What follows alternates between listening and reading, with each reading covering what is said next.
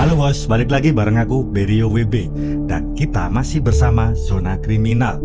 Nah, di kesempatan kali ini kita mau bahas tentang Indonesia mau memulai mencampur bensin dengan etanol. Iya, katanya sih biar lebih hijau, biar lebih mandiri energi, lalu biar bisa bantu petani tebu juga. Nah, ide ini muncul dari Pak Bahlil. Yang jujur aja ya, ide-idenya itu kadang kayak minum kopi gula aren, manis, lokal, tapi kadang kebanyakan janji. Tapi tenang ya, tenang dulu bos, kita nggak akan langsung nyinyir. Karena di atas kertas, konsep bensin dicampur etanol ini keren banget. Keren banget. Negara-negara kayak Brasil udah lama pakai sistem E20, E25, bensin yang isinya campuran etanol dari tebu. Dan hasilnya lebih bersih, impor minyak berkurang, dan petani tebu otomatis jadi kaya raya. Kalau bisa sukses di sana, kenapa itu nggak dilakukan Indonesia kan? Dan ya, kita harus mengakui kalau ide Bahlil ini visioner. Soalnya dia berani dorong pemanfaatan sumber daya lokal di tengah tekanan global soal energi fosil. Kalau semua menteri punya nyali kayak gini, mungkin Indonesia udah nggak cuma jadi penonton di panggung energi dunia. Tapi masalahnya di Indonesia kadang yang visioner itu bukan idenya, tapi mimpinya. Karena begini, kita mau campur bensin sama etanol, tapi kilang minyak aja belum jadi. Distribusi BBM masih bocor sana sini. Subsidi masih jebol setiap tahun. Dan petani tebu masih bingung harga jualnya bakal kayak apa. Kayak mau bikin jus sehat, tapi blendernya aja belum nyala. Jadi akhirnya yang terbentuk cuma captionnya aja. Captionnya yang menyebar di media sosial menuju energi hijau.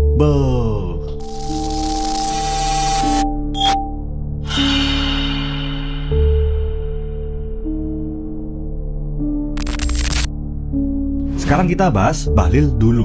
Beliau bilang Indonesia harus mulai blending bensin dengan etanol, terutama dari tebu dan singkong lokal.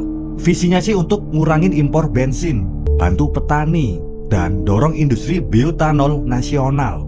Wah, cakep banget kan? Cakep banget idenya. Beneran nih, ini gagasan di atas kertas bisa jadi bab buku ekonomi hijau. Tapi kalau kita buka halamannya satu persatu, kok yang muncul malah daftar masalah lama. Pertama, produksi etanol di Indonesia masih tergolong kecil banget.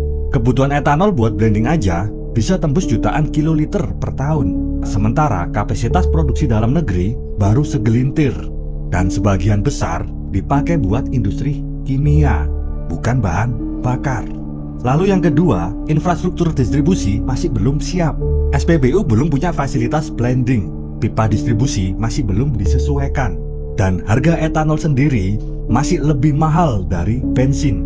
Jadi kalau semua ini mau jalan, Pertamina bakal harus nombok. Nah, pertanyaannya, siapa yang mau gantiin kerugian itu nanti? Tapi ya kira-kira ujung-ujungnya paling ya APBN lagi. Dan kita bakal dikasih narasi klasik. Ini demi energi hijau dan kemandirian bangsa. Padahal di baliknya subsidi tetap jalan dan impor bensin belum turun secara signifikan. Tapi ya Bahlil ini pinter banget. Dia tahu publik gampang terpesona sama istilah energi hijau. Kalimatnya manis, kayak sirup tebu. Padahal kalau diseduh di dalam realita, rasanya masih pahit, kayak pom bensin kosong di tengah kemarau. Nah, di sisi lain, ada tokoh yang gak kalah berisik. Ada Pak Purbaya Yudi Sadewa, mantan ketua LPS, ekonom senior yang kadang bahasanya itu nyentil, tapi ngena banget. Dari narasi yang terbentuk dari statementnya beliau, ada narasi yang dapat kita simpulkan seperti kenapa Indonesia malah sibuk bahas pencampuran bensin dengan etanol, padahal kilang minyak aja belum beres-beres. Kilang Balikpapan molor, Tuban belum jalan, dan Bontang entah kemana. Padahal kalau kilang itu jadi, impor bensin dan solar bisa berkurang jauh lebih besar daripada sekedar campur etanol. Dan ini poin penting yang sering ditutupin. Pencampuran etanol memang nampak cepat, tapi efeknya kecil. Kilang minyak itu lambat, tapi efeknya permanen. Nah, masalahnya, yang satu butuh headline, yang satu butuh kerja keras bertahun-tahun. Jadi ya wajar kalau yang dipilih pemerintah itu yang bisa dipajang duluan di headline berita. Dan Purbaya ini bukan sekedar nyinyir ya, dia cuma ingetin kalau negara terus bermain di gimmick energi hijau tanpa perbaikan struktur industri migas, kita sama aja cuma muter-muter di tempat. Ibaratnya sih ya seperti kayak kita itu ganti topping, tapi nasi padangnya masih basi. Kita udah sering lihat pola kayak gini. Setiap ada tekanan publik soal energi, muncullah narasi baru. Kita akan transaksi ke biofuel. Kita akan jadi negara hijau.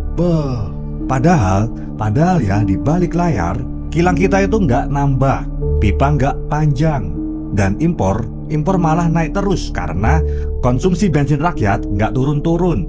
Bahkan ada beberapa ekonom yang nyindir program bioetanol ini kayak versi greenwashing dari kebijakan energi. Kelihatannya hijau dari luar, tapi dalamnya masih abu-abu politik.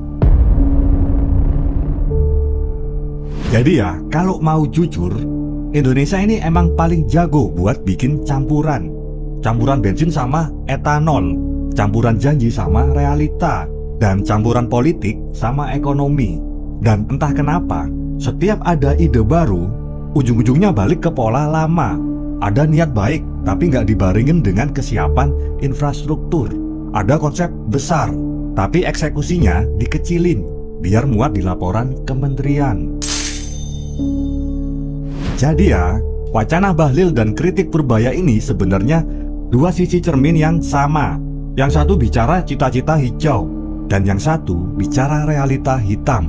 Dan kedua-duanya sih benar, cuma bedanya yang satu sedang bermimpi, yang satu udah bangun duluan.